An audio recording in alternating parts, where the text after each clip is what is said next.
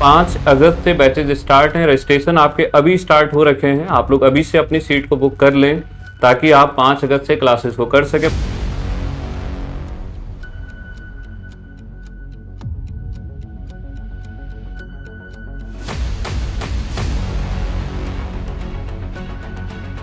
देखिए, टॉपिक था अपना फर्मी एनर्जी लेवल या concept of Fermi energy level. ठीक है, सुन लें और बोलते रहें। ये आपका कॉन्सेप्ट ऑफ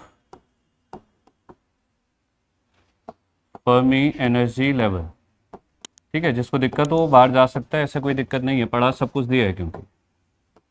ठीक है, concept of Fermi energy level. Fermi energy level के कॉन्सेप्ट की अब बात कर रहे हैं कि यहाँ पर क्या क्या चीज़ें थी। सबसे पहले बात हमने कही थी कि फर्मी एनर्जी लेवल होता क्या है।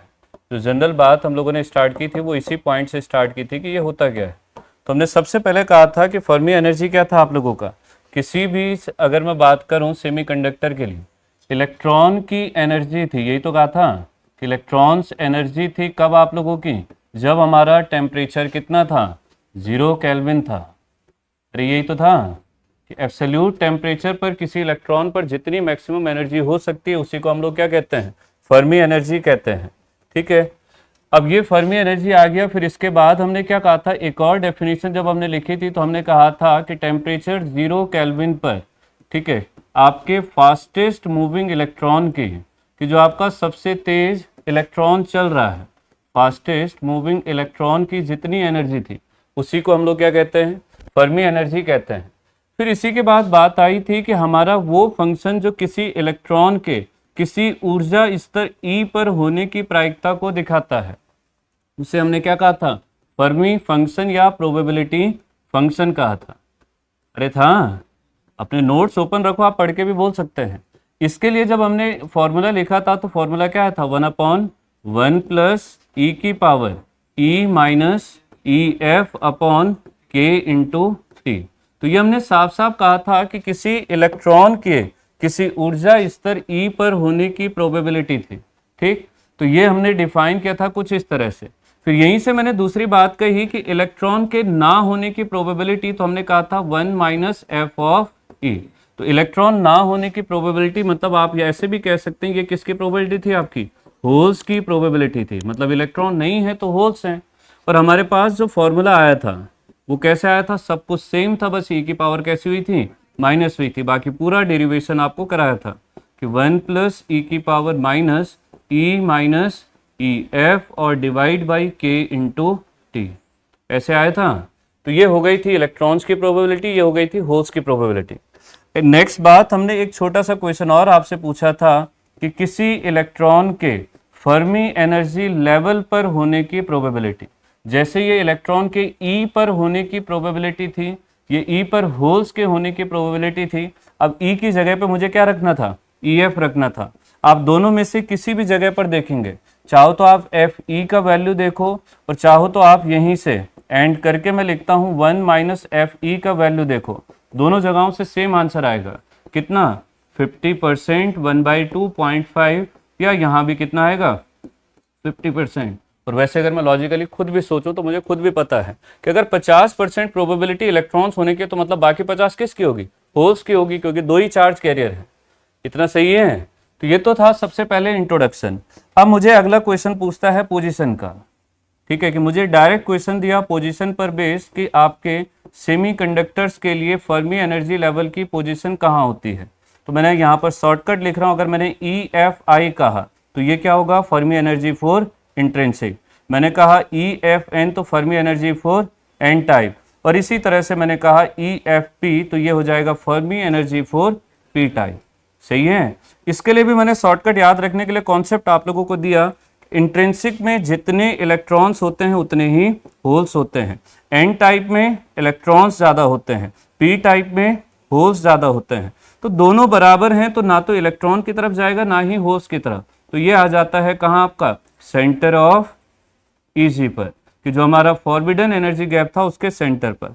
फिर एन की बात की, इलेक्ट्रॉन्स ज़्यादा थे, तो इलेक्ट्रॉन कहाँ होते हैं, कंडक्शन में। तो ये कैसे आ जाएगा आपका, जस्ट बिलो हो जाएगा, किससे, कंडक्शन बैंड से, कि बिलो दी कंडक्शन बैंड। फिर इसी के बाद बात करते हैं यहीं से पी की। तो पी के केस में कौन ज्यादा होते हैं? होल्स ज्यादा होते हैं। होल्स कहां पर होता है आपका? वैलेंस में। तो ये जस्ट अबव हो जाएगा किससे? वैलेंस बैंड से, कि अबव दी वैलेंस बैंड। तो अगर आपसे सिंपल क्वेश्चन पूछा है कि एन टाइप के लिए कहां होता है, पी के लिए कहां होता है, इंट्रिंसिक के लिए कहां होता है, तो फिर ये आंसर आ जाएगा। सही है। अब क्वेश्चन को अगर थोड़ा सा उसने डेप्थ में लेकर चला, थोड़ा सा उसने घुमाने की कोशिश की, तो फिर वो जाएगा आप लोगों का दो पैरामीटर पर। पहला पैरामीटर आपका टेम्परेचर और दूसरा पैरामीटर होता है आपका डोपिंग। तो टेम्परेचर के इफेक्ट को मैंने स्टार्ट किया, सबसे पहले मैंने इंट्रिंसिक के लिए आपसे पूछा कि इंट्रिंसिक सेमीकंडक्टर के लिए।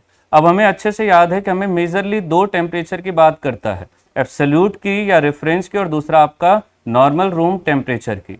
तो मैंने साफ साफ दो वर्ड्स आपसे कहे थे कि 0 केल्विन होगा तो बिल्कुल बीच में होगा, एग्जैक्टली बीच में होगा, और वहीं 300 की बात करेगा तो अप्रॉक्सीमेटली बीच में होगा, और होगा आपका सेंटर में ही। यही तो था।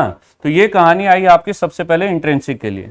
फिर इसी प्रकार से मैंने दूसरी बात कही एन टाइप सेमीकंडक्टर के लिए। अब मुझे एन के हिसाब से एक बात याद रखनी है कि एन टाइप सेमीकंडक्टर में मेजॉरिटी कौन होता है आपका?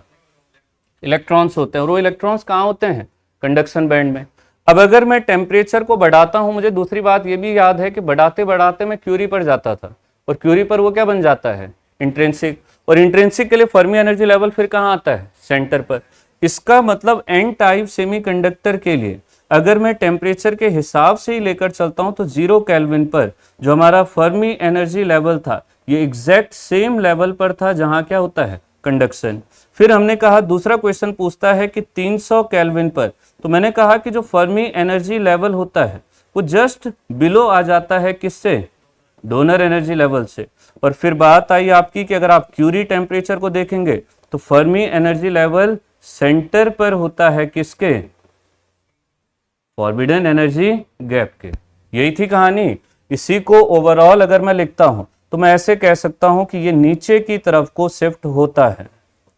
अगर थियोरेटिकली पूछेगा तो क्या हो जाएगा? डाउनवर्ड शिफ्ट होता है, कि एन टाइप सेमीकंडक्टर के केस में Fermi energy level downward shift होता है। वहीं तीसरी बात पर मैं यहीं से आता हूं कि अभी तीसरा मटेरियल कौन सा हमारा? पी टाइप सेमीकंडक्टर है। पी टाइप सेमीकंडक्टर के लिए अगर मैंने यहां से स्टार्ट भी किया तो मैंने सबसे पहली बात कही कि 0 केल्विन पर। बोलते रहे कहां पर था? अबे जैसे यहां कंडक्शन के बराबर था, वहां किसके बराबर आ जाएगा? वैलेंस के बराबर आ जाएगा। मुंह फुला के बैठे रहते बस। 300 पे कहां आ जाएगा? अबे वहां डोनर के नीचे था तो यहां कैसे आ जाएगा? कंडक्शन से, वो एक्सेप्टर से ऊपर आ जाएगा। ठीक है। फिर तीसरी बात, क्यूरी पर सेम इफेक्ट आता है, कहां आ जाएगा आपका? सेंटर पर आ जाएगा।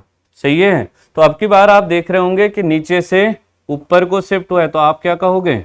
अपवर्ड शिफ्टिंग होती है। कोई दिक्कत यहां तक? ये पहला इफेक्ट हुआ आप लोगों का किसका? टेम्परेचर का। अब बात करता हूं डोपिंग की। तो डोपिंग वर्ड आते ही मुझे एक बात समझ आती है कि अब इंट्रिंसिक तो नहीं आएगा, क्योंकि जहां डोपिंग हो गई वहां सेमीकंडक्टर क्या हो चुका है? एक्सट्रिंसिक। तो यहां मैंने कहा डोपिंग, कि डोपिंग से कैसे इफेक्ट आता है। सबसे पहले लेकर चलता हूं एन टाइप को। ठीक है। तो आप खुद सोचिए, प्रैक्टिकली हल्का सा दिमाग बस लगाना है कि अगर मैंने कहा कि कोई डोपिंग नहीं है तो मतलब कौन सा है? वो इंट्रिंसिक है। और अगर डोपिंग बढ़ा रहा हूं तो उसका एक सिंगल चार्ज कैरियर धीरे धीरे बढ़ता है।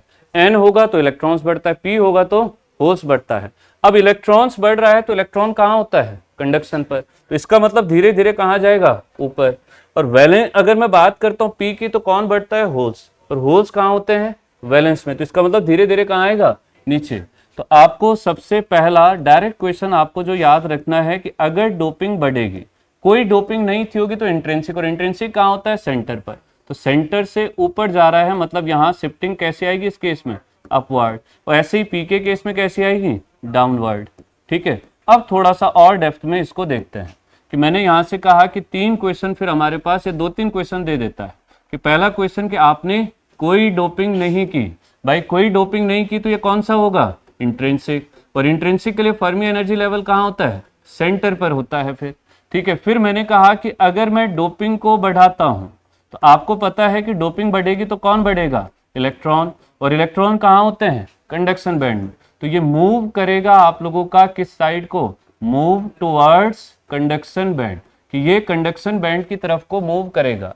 और फिर तीसरी बात हमने कही थी कि जब आप डोपिंग को बहुत ज्यादा कर दें और सेमीकंडक्टर कैसे बन जाए, डिजेनरेटेड सेमीकंडक्टर बन जाए, तो हमारा जो फर्मी एनर्जी लेवल n के लिए था वो कहाँ जाता है, कंडक्शन बैंड से भी ऊपर आ जाता है। सही है। फिर इसी तरह से अगली बात पर बढ़ता हूं। मैंने कहा कि पी टाइप, तो पी टाइप के लिए भी फिर से सेम बात कि अगर आपने कोई डोपिंग नहीं की तो भाई कोई डोपिंग नहीं है तो ये आपका इंट्रिंसिक है, और इंट्रिंसिक है तो फर्मी एनर्जी लेवल सेंटर पर होता है। सही है। आपने डोपिंग बढ़ाई, तो डोपिंग बढ़ाई तो कौन बढ़ेगा, होल्स बढ़ेंगे, और होल्स बढ़ेंगे तो होल्स कहाँ होते हैं, वैलेंस बैंड। इसका मतलब इस केस में मूव करेगा किस साइड को, वैलेंस बैंड की तरफ को, या आप कह सकते हैं कि डाउनवर्ड मूव करेगा। और फिर इसके बाद जैसे ही डिजेनरेटेड वाली बात आएगी तो डिजेनरेटेड सेमीकंडक्टर के लिए ये कहाँ होता है आपका, Fermi energy level P type के लिए वैलेंस बैंड से नीचे होता है। सही है। तो ये था आप लोगों का क्या, फर्मी एनर्जी लेवल। तो आज के लिए धन्यवाद।